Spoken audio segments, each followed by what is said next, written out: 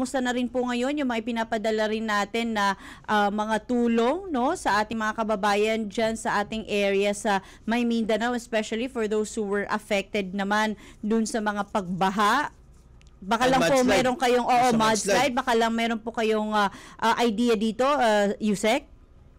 Well, base ho dito sa report ng Disaster Risk Management Group ng DSWD, ano naman na-comply namin, kumbaga na-deliver na namin yung mga kinakailangan food packs na kinakailangan natin mga kababayan na apektuhan ng landslide.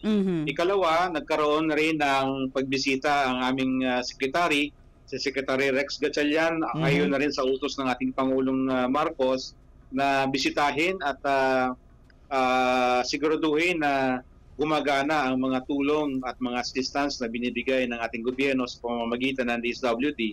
Ikatatlo, tapos na rin ang DSWD o kasalukuyang ginagawa o nasimulan na yung mga psychosocial counseling, lalong-lalo na doon sa mga